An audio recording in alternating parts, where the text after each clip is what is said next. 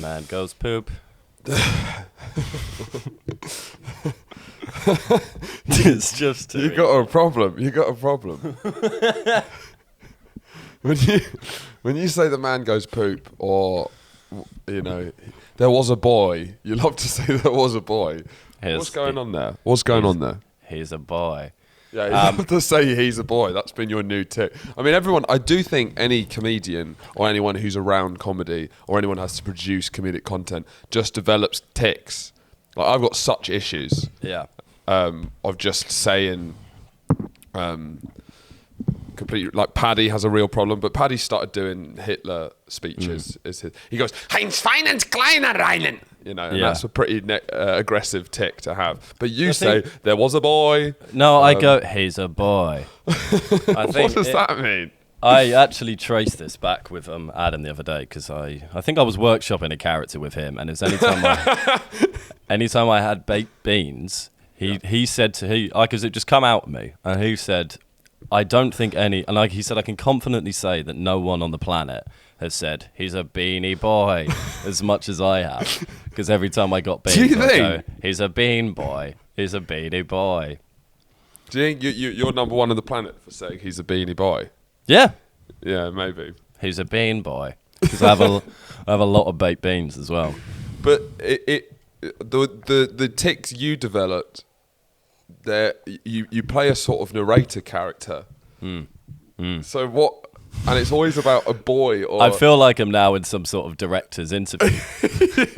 So your approach to these things is often kind of an existential take-back character. Because I admittedly say gay a lot. Yours is gay, which you've had the same tick since we were 12 years old. Because I use the word gay as a sort of like sound sonar to map space. Yeah, to when you go in a dark room, just to check, is to find your corners and your exits. I've bad vision. Gay. To check there's no intruders in the room. Exactly. But then you developed this sort of. But I mean, farts and poops have come into this narration. Look, I was never a fan of toilet humour, and I'm not now. But it's on trend for us at the moment. It's certainly come into fashion. I think with the degradation of our political sphere, the only thing that's left to do is fart and poop. Yeah, because I think for a while, obviously, toilet humour was lame. Yeah. Whatever. I do think the closer we get to World War III, the more farts and poops will come into the zeitgeist. The more important it becomes. Because but yeah, no. Should we welcome everyone? Yes. Hello. Sorry, I'm just making sure because this is all recording. Yeah. Okay. Good. Hello and welcome to another episode of Boys Gone Wild. This is the one of potentially 6 episodes apart as we do a sort of travel diary almost. I am in Edinburgh for 4 weeks and then I'm away in Bali for 2 weeks. So this is going to test the podcast to its limit. This is going to really make or break the podcast. It's going to make and break mine and Andrew's relationship. This is where we find out whether this podcast has legs at all. I'm currently in a giant Edinburgh flat.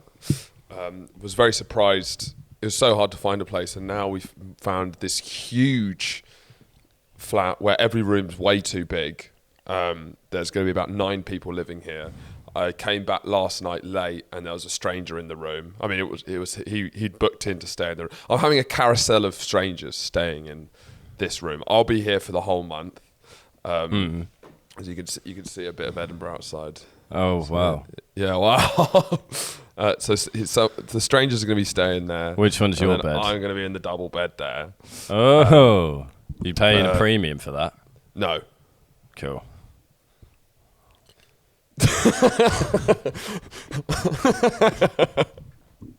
So Any more questions? That's it on Edinburgh, I think. How many? So it's just 2, but a rolling carousel of individuals other than you. Yeah. How's your current flatmate? Are we keeping Are we keeping the stuff in that we did at the start? Yeah. Hey, does he poop? Does he poop? Yeah. Yeah, I'm sure he does. It'd be very upsetting if he didn't. What's his name?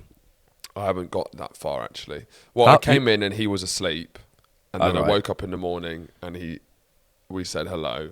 Oh, what did he say? I'm not good with remembering people's names because remember, I'm like, I feel so proud of myself for asking, "What's your name?"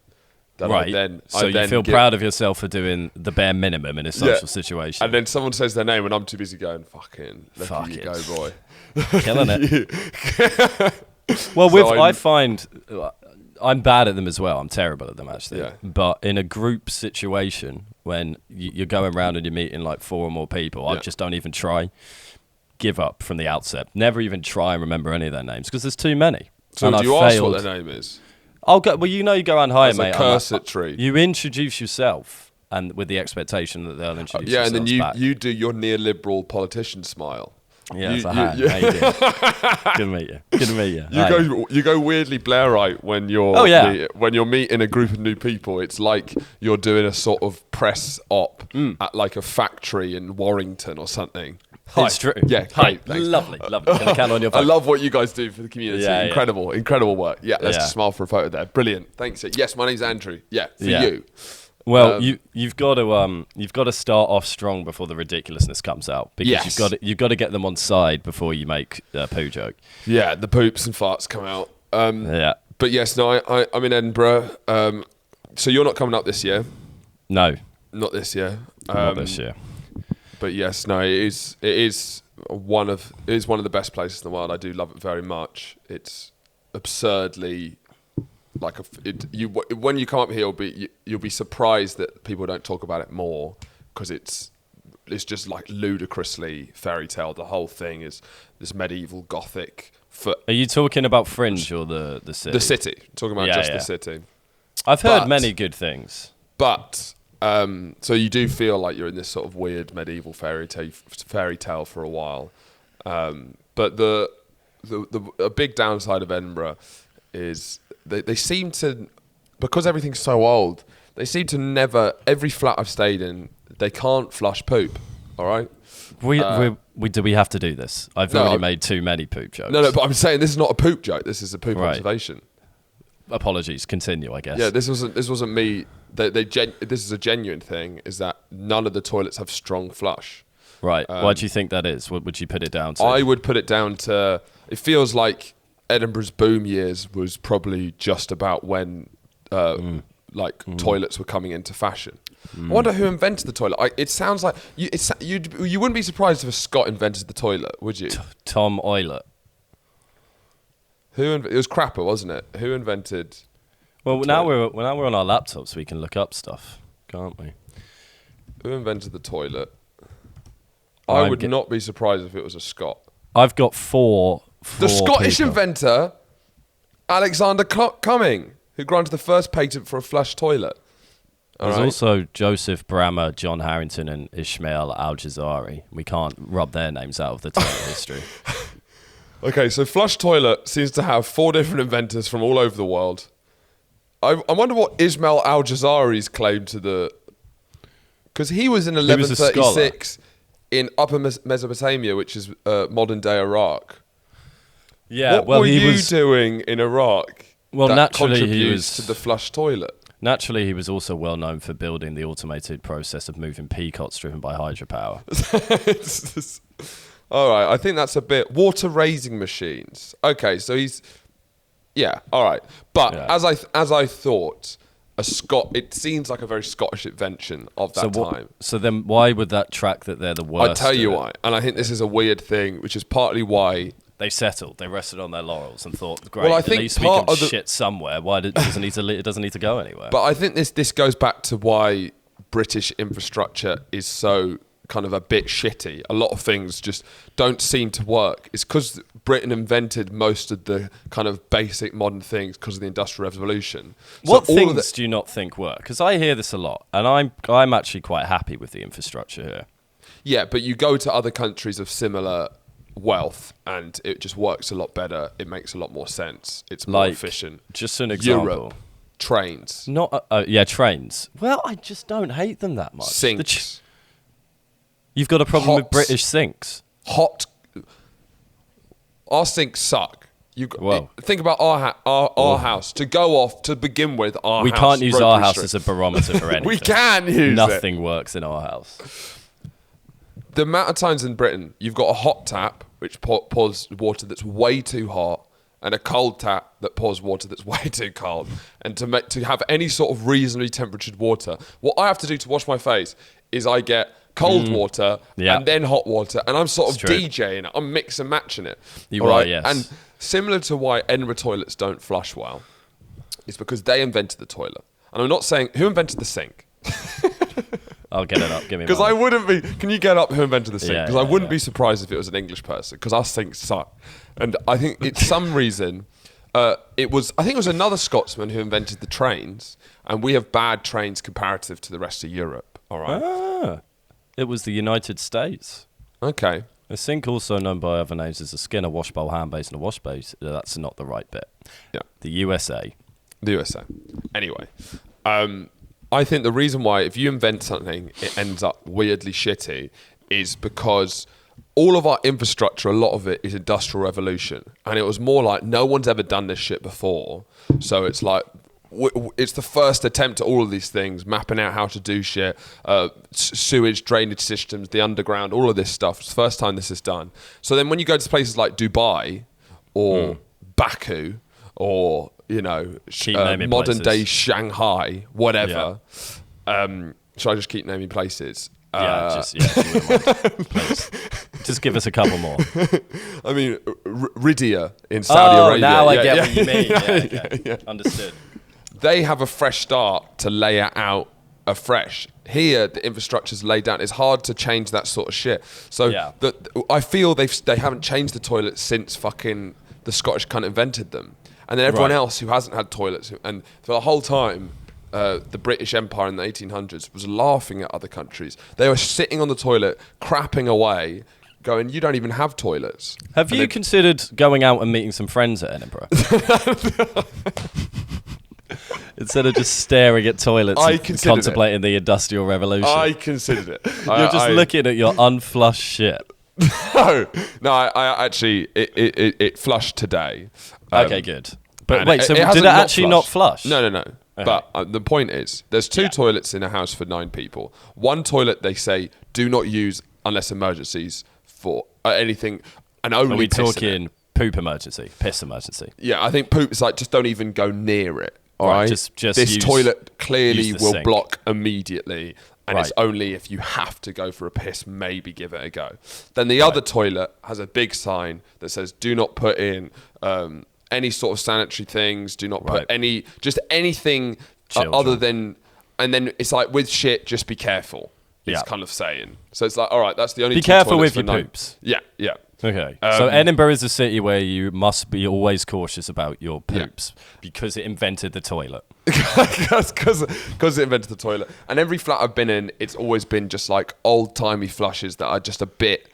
Is it like a chain? No, this one isn't a chain, but you just don't trust the drainage system. For some reason, it's just the infrastructure's old.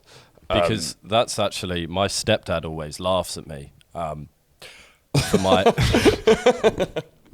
laughs at our family actually for we instead of, because when you say like flush the toilet, my mum got us kind of indoctrinated us to say pull the chain, and he's like there's no chains, and I say you're not my real dad.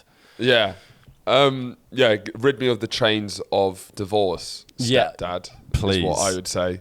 Why are you living here? You didn't born me. You didn't bear me. Bear the fruit in my mother's loom.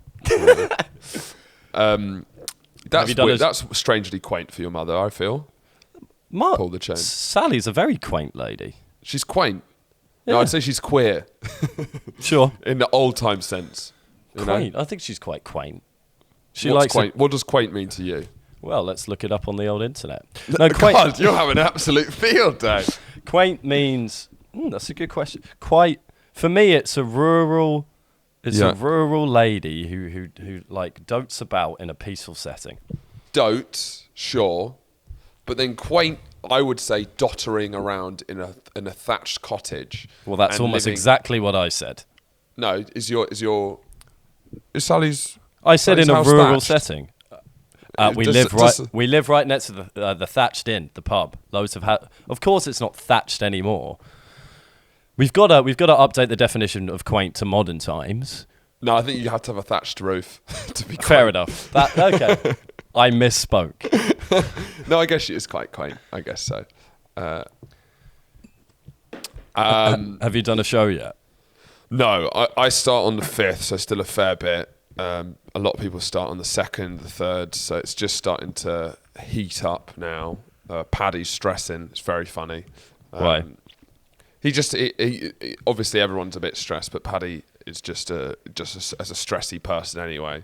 Is he a stress so we had to there was me, Dan Tin, and a couple of other comedians had to actively unwind him because he'd been on sort of his own all day, and he'd clearly tightly wound himself, and his eyes were flicking around just looking for things to go wrong, and we just had to slowly unwind, and he just slowly came back to life. But it's really funny because he's doing like a what's it called, like an emergency option for a theatre, for a play. He's an understudy. Understudy, fucking hell. He's an understudy sort of for in a what play? For a play at the Pleasance, because obviously it's not just comedy; it's a big theatre festival. Yeah, but what play is Paddy going to be in? So it's a modern interpretation of a classic book. I forgot what the book is. It's been directed by Kenneth Branagh's sister. Right. And I immediately went, whoa, and I was like, I don't even know why I'm saying that. I have no idea if it's that what that means. No. You don't even know the book or the director. No. Kenneth Branagh's sister. No way. Big bollocks over here. And then he was like, look, if any of them get ill, he'll have to fill in. Right. And he was thinking, look, he's going to get paid for doing nothing because it's unlikely. He's just going to take that risk because he'll get paid, like, I don't know, 600, 700 quid for doing nothing if no one gets ill. And does he not want to do it? No, he'd hate to do it. To do it.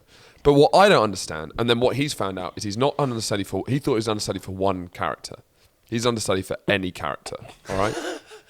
Does he know any lines? He doesn't have to learn the lines. How? So I think he's going to be on book if they have to. Well, that sounds awful. Yeah, and it's a 300-seater. Imagine paying to go and watch a play by Kenneth Branagh's sister, and there's Paddy, the understudy, on stage reading from the book. Yeah, and there's a lot of seemingly dance numbers. So it doesn't quite make sense to me. Okay. I'm hoping it happens because then we'll all go, and I just love to see this choreographed play, and then Paddy filling in for one of the roles of someone ill, not knowing the lines, not knowing the choreography, mishandling the props, getting his cues wrong. It would be upsetting fantastic. Kenneth Branagh's sister as well, which is the biggest sin of them all. Yeah. There's also, so I've only been out 2 nights, and the festival hasn't really started. But there was one night. So I'm living with very nice guys who I hadn't met before. They're like sketch comedians, and one of them is a sort of associate producer on the most unintelligible show. He tried to explain what this show was. It's called Midnight Snack. All right, it's at the Underbelly at midnight, and it's meant to be.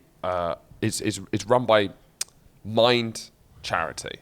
Okay, and the concept is a compilation show with like 6 comedians each doing some time from their show. At least that's the simplest way to understand it. When they were in the early meetings, they were thinking of getting comedians like Harry Hill, Joe Lycett, even though there was no from Harry Hill's TV Burp.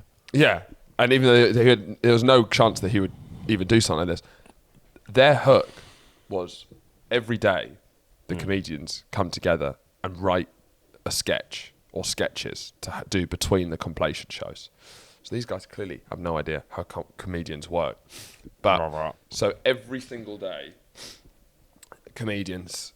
Wait, so where are they're performing it in the compilation show?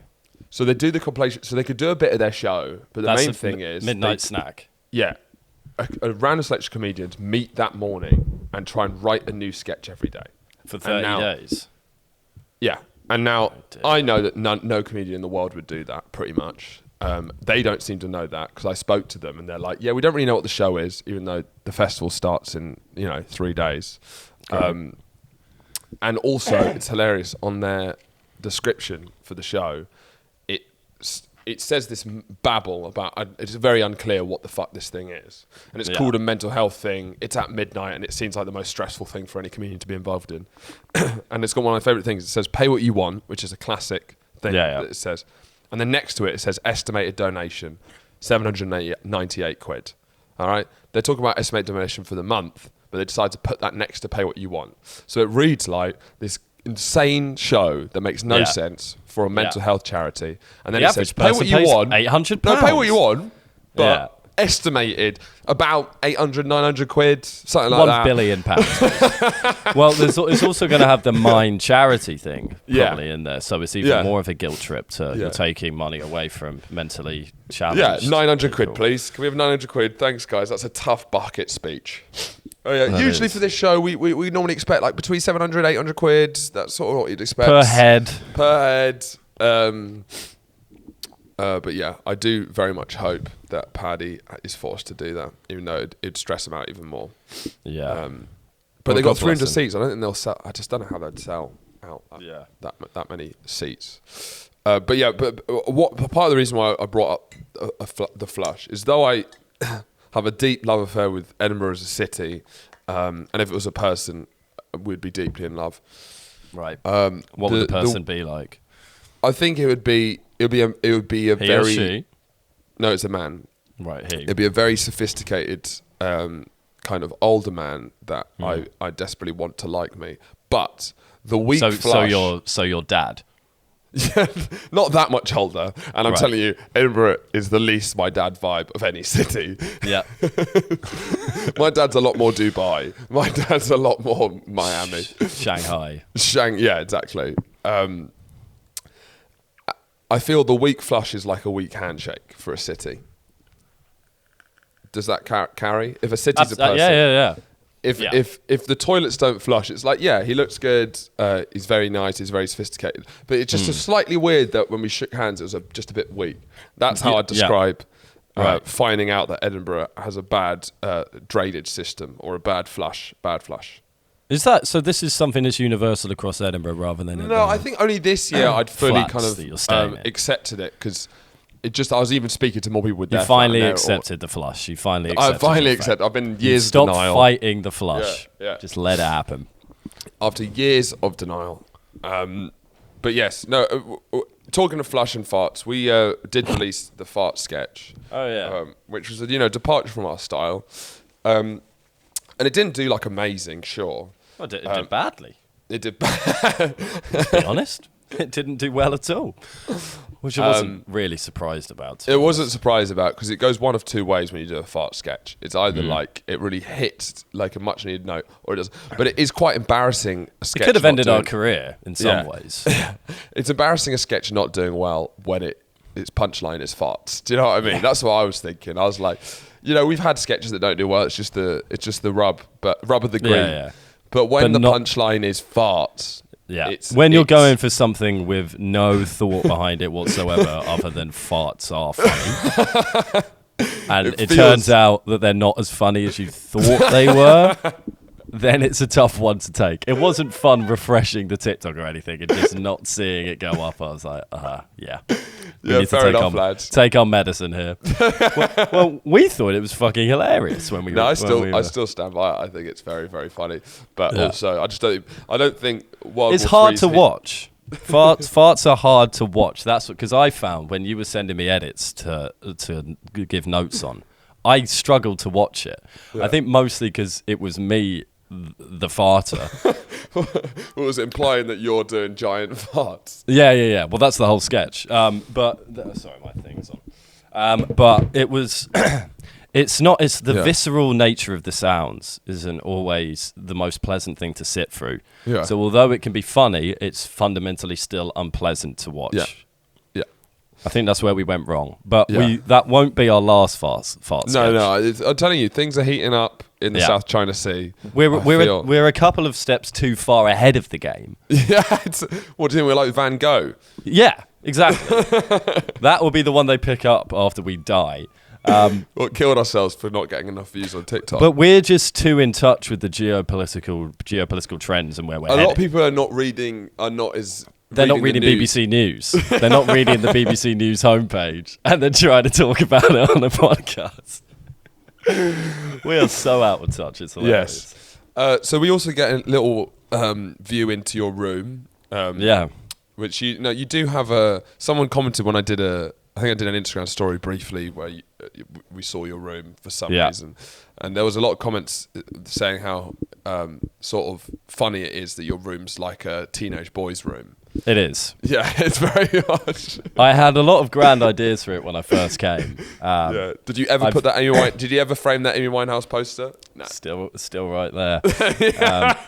2 years. 2 years I've had that. Yeah. And it's framed. I bought the frame and the poster. It's a really nice picture. It's quite classy. I thought I'm going to go for a classy thing rather But than... then it's when you have to do one extra step. You can do Fuck two off. steps. You can get it. You can frame it. Hang Honestly, it up. That's just fundamentally, one too far for me.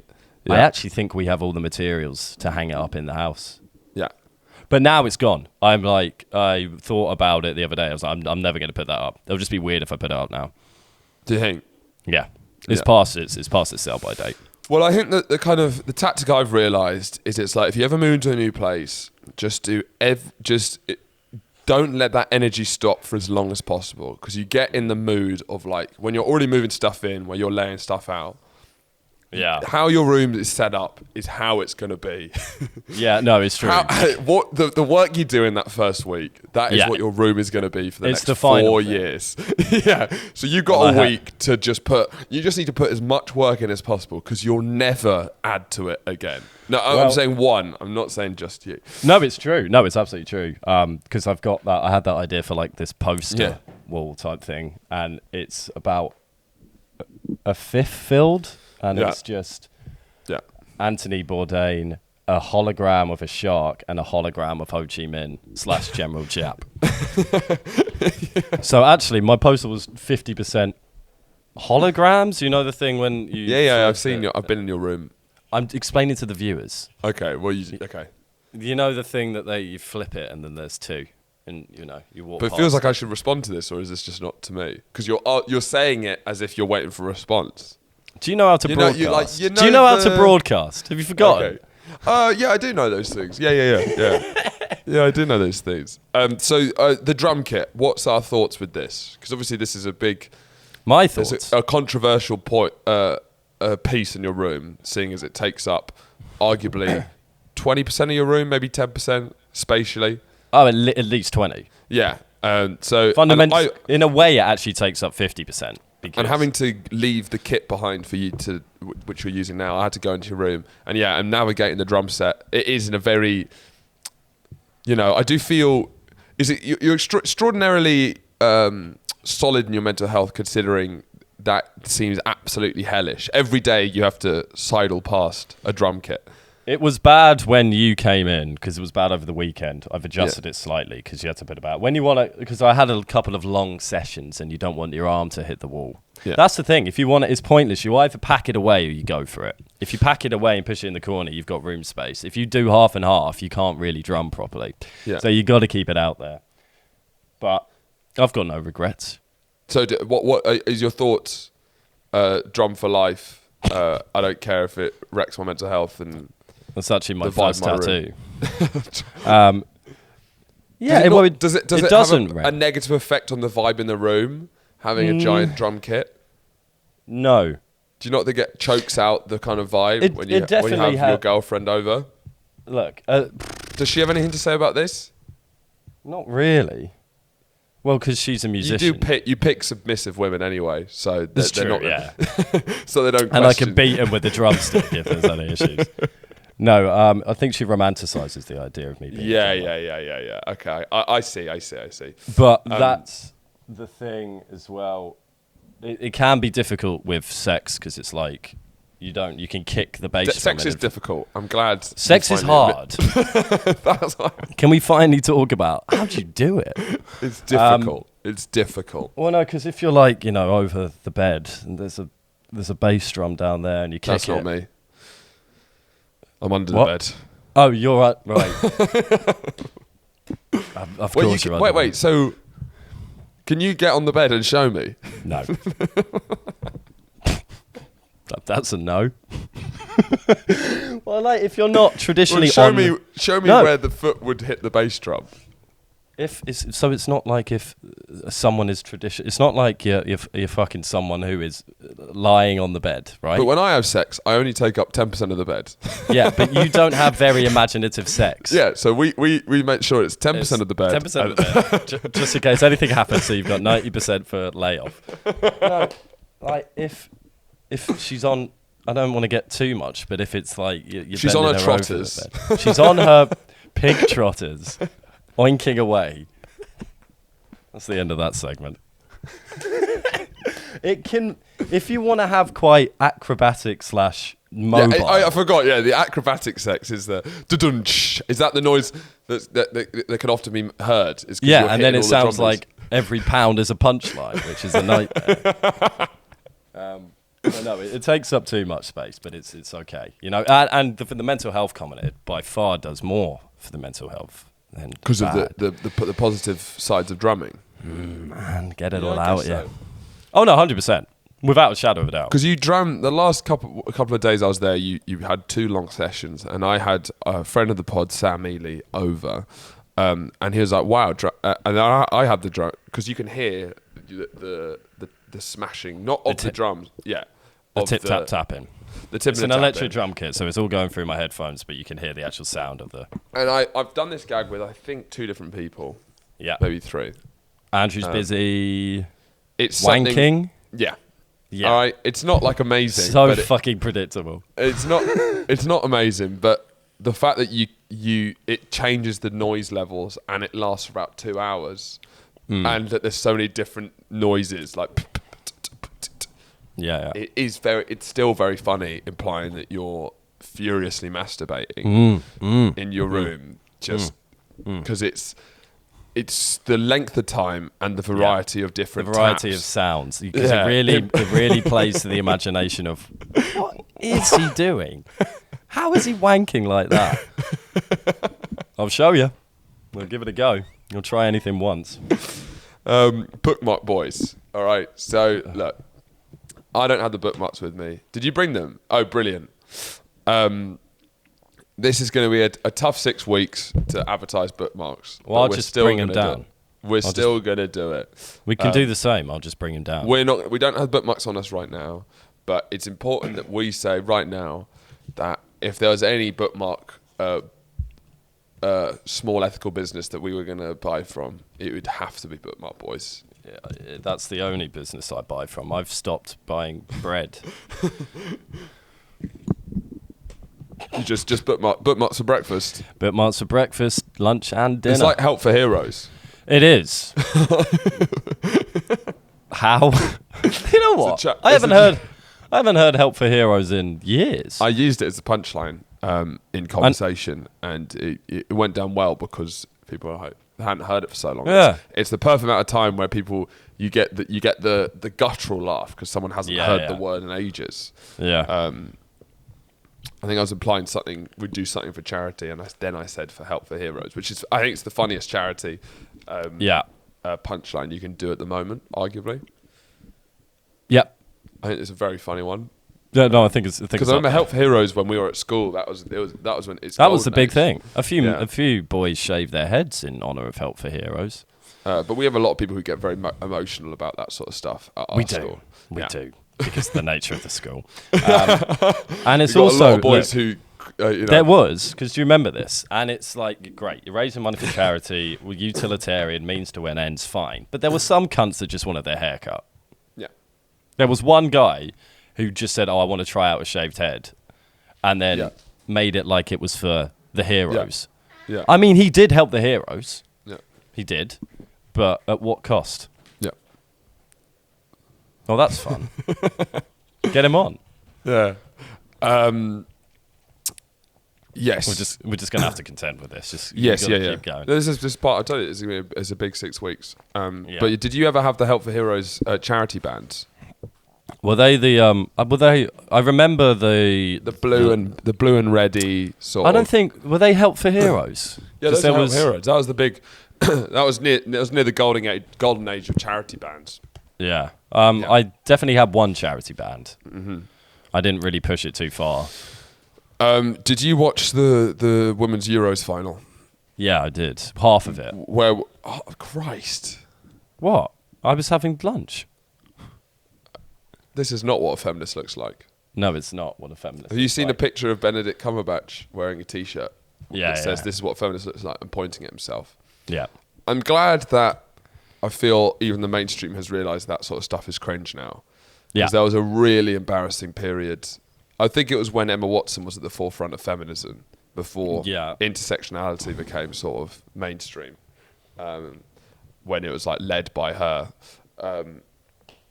It was around the time for he for she is when you could get applauded for doing the most sort of pointless aesthetic feminist things. Yeah. Like saying woman, and everyone was like, "Oh my God!" Well, all you had to do at that time was say you were a feminist, because there was a kind of debate. Because there was a debate about the nature of it itself, and now it's splintered into several thousand fragments. Yeah. But before it was just, there were some people would go, "Oh, it's bullshit." Well, some people still do, but now it's become a much more complex argument.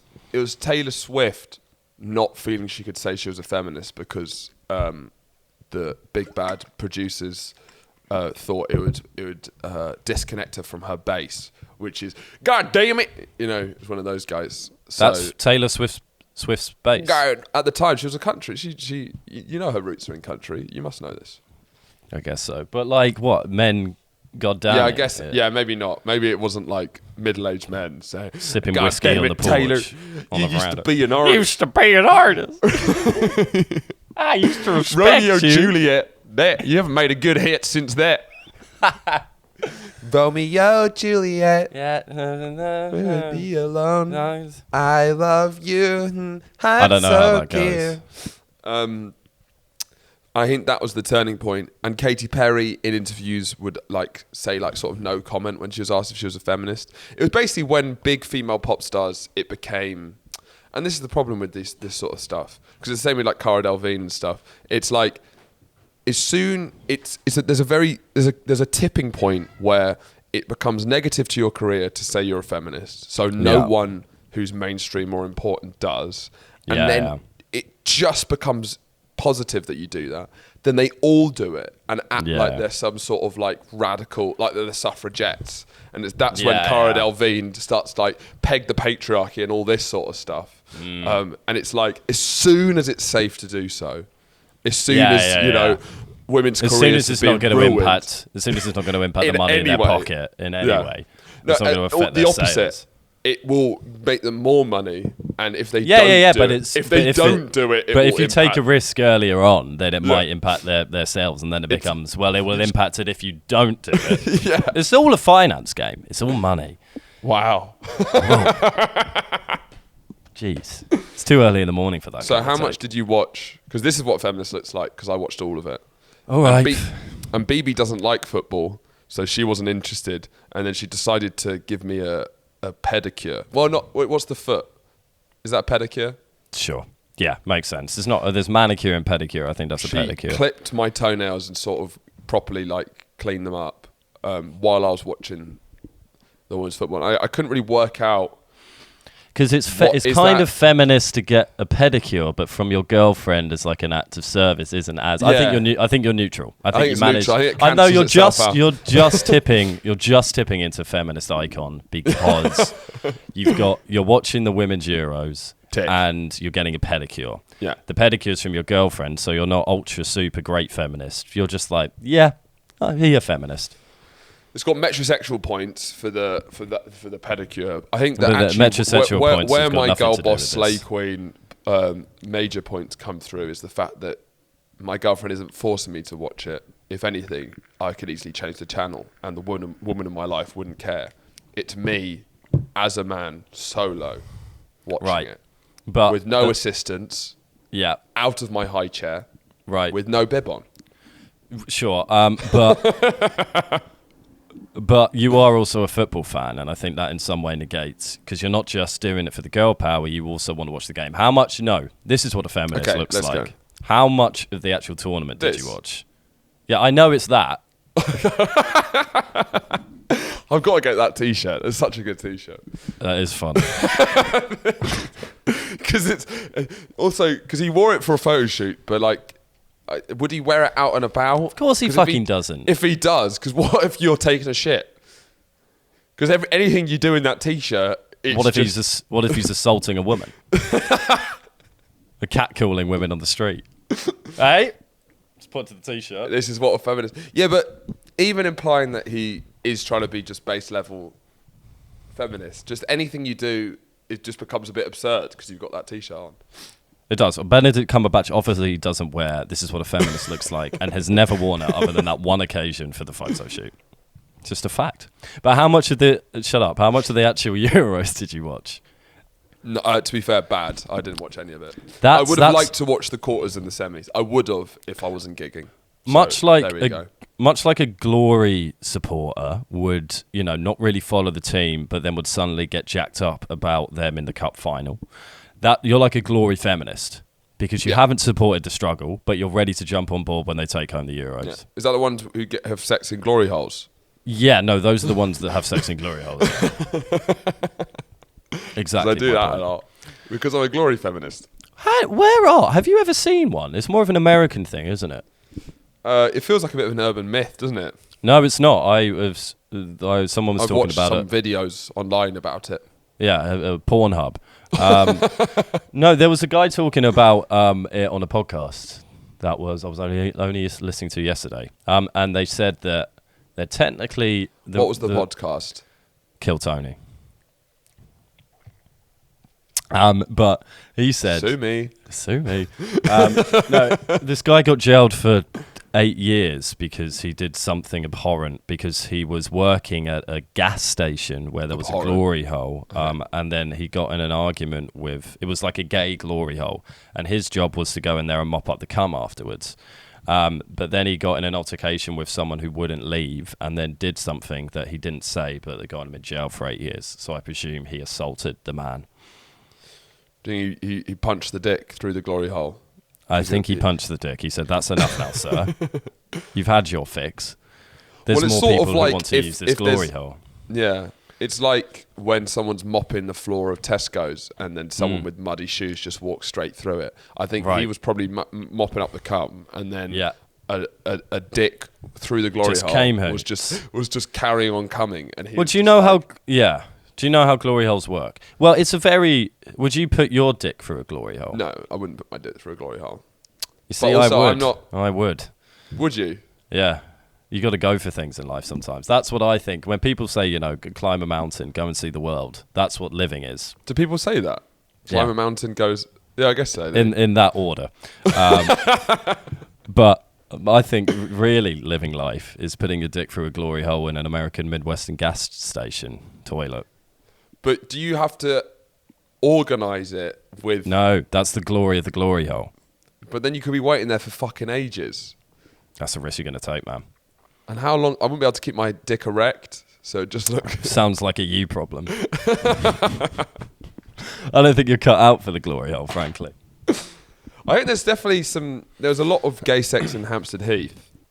Famously. You know about this, don't you? No. I don't know much. I have hardly heard of Hampstead Heath until it got hot and everyone started talking about the ponds, and now all I hear is Hampstead Heath. Hampstead Heath in North London, even at Extras, they had... Do you remember the scene with George Michael in Extras? Yeah, in the bushes. That was Hampstead Heath because it was alluding to the press coverage about a lot of gay men would have sex in toilets in Hampstead Heath. I think something along those lines. So I think if you're going to have a glory hole, it might be in the toilets of Hampstead Heath Park. Well, glory hole doesn't have... Is it just a gay thing? That's a quick Google. But I feel... on the edges of the sexual mainstream is where would be more kind of open to gas station glory holes. That's odd. I need to take my safe search off. Well, it's quite amusing because on my laptop, I always wonder if they were ever to go through my internet history. The last one that was funny was consistent fart noise. And then, glory hole's just gay. But I think they've turned safe search on now. But we'll leave it there then.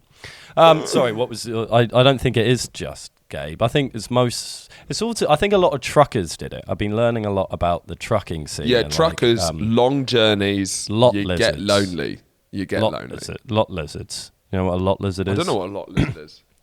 It's male prostitutes that hang out in like gas stations and big parking zones where lorries stop off to solicit sex with truck drivers. But I feel like truck drivers are not the most openly gay community. Well, exactly. You'd assume that they're closeted or bi. Well, yeah, I think a lot of them go home to their wives, but yes. a truck driver lives on the road. There's a lot of anonymity in it. You go, the lot lizard isn't going to be someone that knows you. The lot lizard might be, 100 miles away from home. You pick him up, you drop him off, you've had your fun. I'm gay 100 miles away from home. Who isn't? Within that radius, I'm straight as fuck. I'm anything you want me to be 100 miles away from home. 99 though, straight as fuck. Straight as fuck, dude.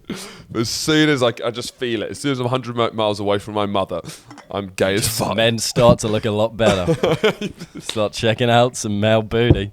They can have me a bit of that. We joke, but I definitely think across the Kinsey scale, the further away from home, the gayer you get is a genuine thing. No. Would you not think you'd be more open to sexual experiment if you were in Brazil? No, I think I'd be the same. Don't believe you. Why don't you believe me? You sir are a liar. No, I know I'd be the same. Let's get the lie detector test. Come on. Hook him up. That's not how a lie detector works. That doesn't shock you. Lie! I have recently been obsessed with Grand Theft Auto TikTok. Go on. So now this isn't just any Grand Theft Auto TikTok. There is I guess it's the new online game where you basically either choose to be a goodie or a baddie. Let's say, nice. Like a cop. Wait, so what type of is this? Like the arcadey GTA side of it? Because I've seemed to lost the idea of what GTA is, having played GTA. But then there's like on TikTok you get all these clips of like cars doing like sort of ramps which are floating in the sky. Oh, it's nothing like that. And that's also part of GTA somehow as well. Well, though, the only time you really see those is where someone's talking over it or they're making a joke. Someone's being sexist on a podcast. Yeah. And I mean, it's like so fucked up. There's a lot of like Andrew Tate clips, all of that sort of stuff. The reason why you use stuff, the reason why I sounded very Dutch then. Stuff. The reason why you stay is you're like, this is misogynistic, but you can't help but watch the cars doing the ramps and you just or genius. Someone doing Minecraft and you're just watching it while you're getting this ideology just dolloped you into your do wonder brain. if the yellow car's going to come back and win. Yeah, and women's natural state is the same as it's always been since even societies 5,000 years ago treated women like this, so we should treat them like that now. That is one of Andrew Tate's big philosophies is it's like, well, 5,000 years ago we treated women like this, so that's why we should treat them, and that's like a big argument. So I don't know if that's like the best way to go off. It's like, no, that's how society used to treat women. So that's why we should treat them like that now. Who needs progress and change? It's so funny. That's just like, that's keep it 100. One of his big arguments. No, it's not like the arcade one. It's like role playing. So you go online, you choose to be like a cop or robber. I think you have to have like your mic turned on and stuff. But there's this guy, and it's hilarious because there's this one guy who I've now followed and watched many of his videos, and he's chosen to be a cop. I think he's got a team of them, and they all communicate, and they just patrol.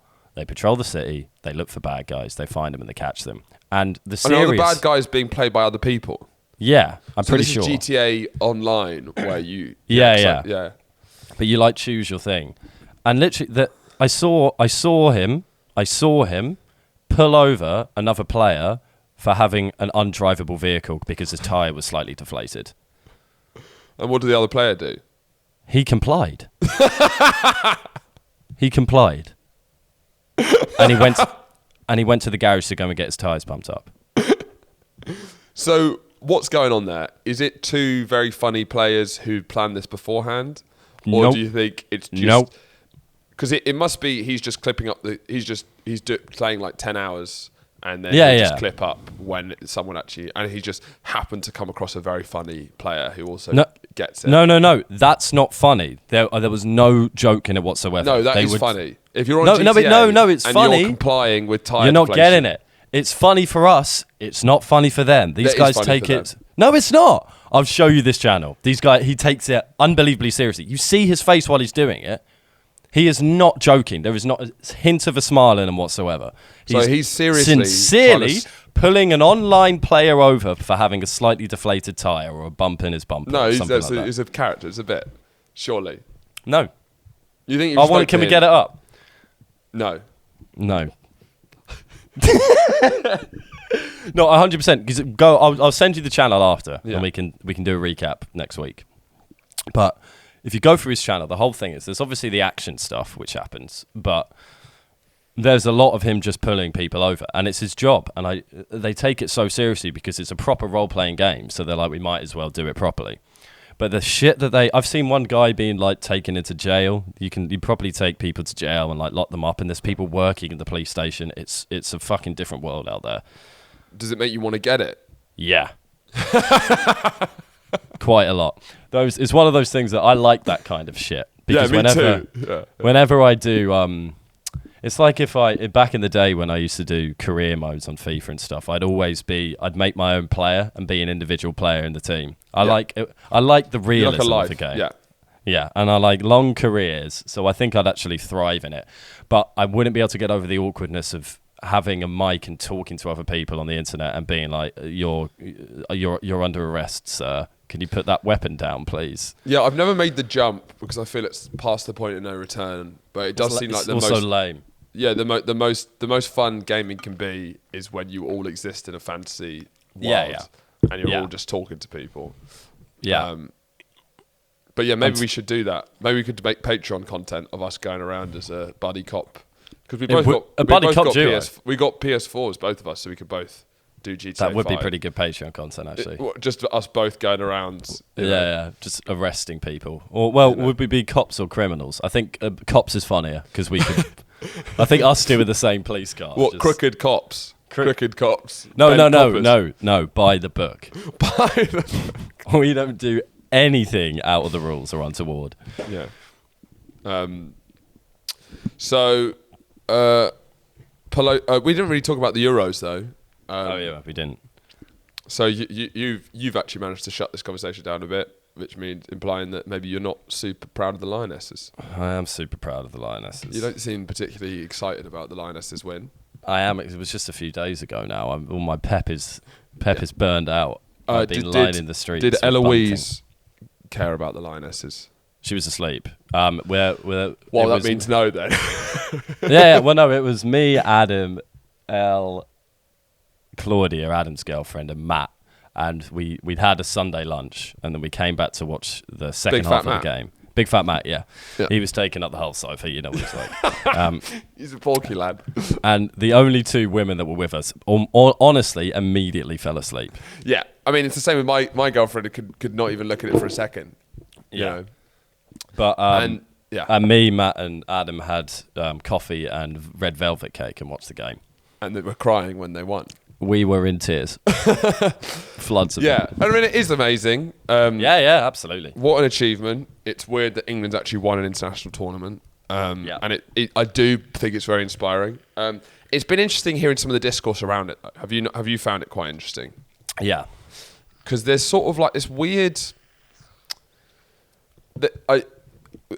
fun women doing stuff, support female sport. It has been underlooked, and if you look at the history, it's quite fucked up. I agree with all of that. But there's this weird implication that because the England women's football team won, that it was sort of like it was a win for women, implying it's almost like a win over men. When it's like, no, you're playing women. Women won either way. But there was sort of this weird implication that it was sort of like, I told you so. It's like, it's a win for England women, right? Yeah. I think but there's a sort of implication. Well, no, yeah. Because that's what I thought as well, because it was...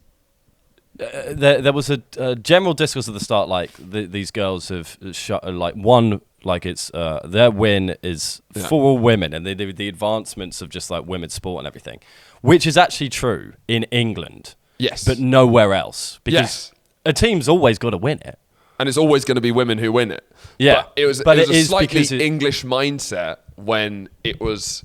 You just see that old thing, which is like, it's sort of acted like, for some reason, it was like a victory of women against men. It's like, no, it's a victory of English women against German women. Well, I think the thing, and it was a bit tongue in cheek. I think is what you're talking about is the whole the lionesses. The girls do what the boys can't do. Yes, as in win a trophy, which is that's fun. That's fine. That's fine. That's not deep. But no, what confused me, because just when some people talk generally about women, it was like, no, it's not it's not global women. Yeah. This isn't, because we have the Euros being, greatly televised and having got a bigger audience is a win for global women. But this is just for English girls. This is for English, yeah. Which is fair. It absolutely is, which is great. But it's not like for the global female population. It felt like there was a bit of a vibe, like it was sort of like Battle of the Sexes or something. It was a little bit... it was like Billie Jean King beating Steve Carell's whoever he was based off in that film. Yeah. It felt like that. And it was like, it's women versus women. It's... and they wouldn't have said the same if Germany won. Yeah. Because someone has to win a tournament. Yeah. Let's not forget that. There has to be a winner. But no, I agree with the sentiment if you say about like for English sport. For English female sport. That's true. Up the lionesses. For sure. And it was very nice to see. And also seeing like elite sport played in front of that many people, and also the fact there should be more money in it, for sure. But the fact there wasn't more money in it did give a lot more of a wholesome vibe to it. Yeah. Do you know what I mean? Because there's so much money at the top of men's sports that all these people are millionaires. There's just their personal lives. It's all, and so having people who genuinely wouldn't really be known otherwise being on the stage, it kind of felt more like the Olympics. Having more healthy sport relationship. Yeah, you can tell even by the post-match interviews that none of them had any like proper media training that much as well. So it's a lot more raw. But I thought they were much better in afterwards. Or maybe, I guess it wasn't trained. I thought it was much more like, I think it felt to me like women are much better at that sort of stuff. It didn't to me. I think it felt more real and a better interview. That's what I'm saying. Because instead of like because you don't get the lines. The guys, they play quite well. Yeah, but the men, because of all the money, they're fed lines more because they've got more like money to uphold. Sponsorships to not break down. Interests and stuff. Yeah. So theirs was better because it was more real. But there's an annoying trend in sport that's happening. It's just in football actually, and this is across men and women. Okay, racism. This is genderless. Racism. It's this trend. No, it is that someone, let's say Gabby Logan or Ian Wright, men and women. Let's go for the men actually. Who's that guy? This really isn't important. Graham Souness. Graham Souness. Fuck it. No, who's the guy that does the injuries and is on the pitch? Thanks a lot, Greg. It's a Gert, isn't it? Going down to you on the pitch now. He's a funny little man.